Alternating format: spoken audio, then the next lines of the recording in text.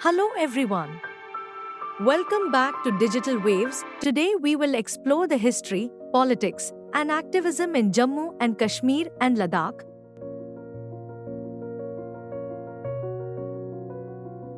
Focusing on Sonam Wangchuk and what these events mean for citizens' rights and democracy.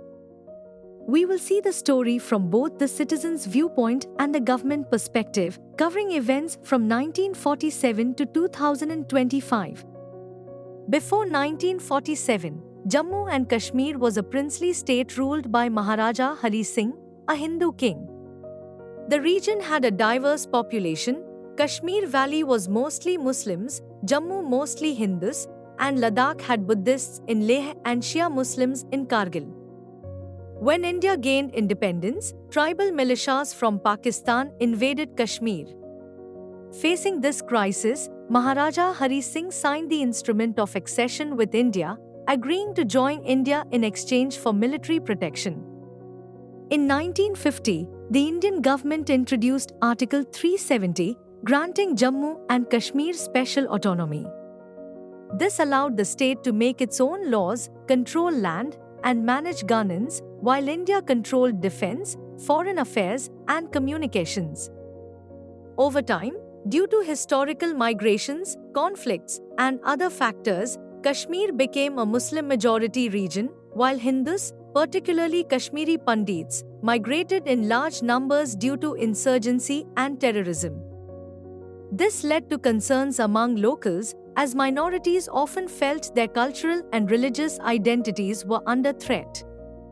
Since independence, several assembly elections were held in Jammu and Kashmir, 1951, 1957, 1962, 1967, 1972, 1977, 1983, 1987, 1996, 2002, 2008, and 2014. The region saw political instability due to coalition governments, frequent leadership changes, and local unrest. Locals often feared for their identity, culture, and political representation. Key political parties include National Conference (NC), led by Sheikh Abdullah and later Farooq and Omar Abdullah. People's Democratic Party (PDP), founded in 1999 by Mufti Muhammad Saeed, later forming coalitions with Congress and BJP.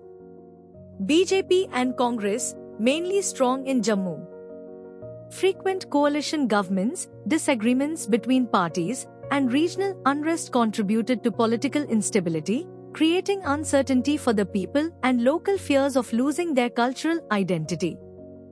Article 370 granted Jammu and Kashmir special rights, such as controlling property ownership, laws, and governance. Citizens from other Indian states could not easily buy property or settle there. Citizen perspective: some locals welcomed this autonomy, while others felt it limited development and made the region dependent on central funds. Government perspective: Article 370 was designed to protect local identity while integrating the region into India's constitutional framework. On 5 August 2019, the government abrogated Article 370, fully integrating Jammu and Kashmir with India.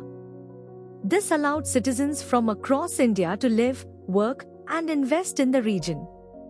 Citizen viewpoint: many welcomed investment opportunities, while some feared loss of autonomy and cultural identity. Government viewpoint: abrogation was necessary for national integration, economic development, and equal rights for all Indian citizens. Now let's focus on Ladakh and Sonam Wangchuk. Sonam Wangchuk is an innovator, educator, and environmentalist from Ladakh. He is best known for founding SecMol, transforming education in remote regions, and creating eco-friendly solutions like ice to pass to conserve water in the cold desert. Beyond innovation, he has become a voice for Ladakhi rights and cultural preservation. 1995-2000s founded SecMol to improve education, preserve Ladakhi culture, and promote sustainable living.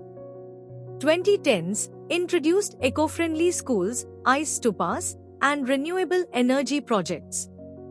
2023 to 2024 began political activism demanding 6th schedule protections for Ladakh, which include autonomy for local councils, protection of land and natural resources, and safeguarding cultural identity. He organized peaceful demonstrations, petitions, and hunger strikes. Citizen viewpoint: Wangchuk's activism aimed to protect Ladakhi culture and the rights of locals.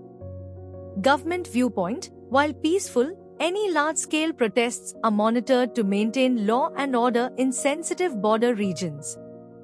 In early 2025, protests in Leh grew. Some followers engaged in violent clashes with police, though Wangchuk himself remained peaceful. Government action: the central government intervened, arresting Wangchuk under the NSA. SecMol's FCRA license was cancelled and internet restrictions were imposed. Authorities claimed this was necessary to prevent further unrest. Citizen viewpoint: many believe Wangchuk's arrest suppressed freedom of speech and peaceful activism. Government viewpoint: authorities maintain preventive detention was required because Wangchuk's influence could escalate unrest in sensitive areas. The arrest affected the public at large. Citizen perspective: observing a peaceful activist detained creates fear among ordinary citizens, discouraging protests and open discussion. Government perspective: the action was taken to ensure public safety and prevent violence, which is also an aspect of maintaining democracy. So friends, today we covered 1. The history and demographics of J&K and Ladakh.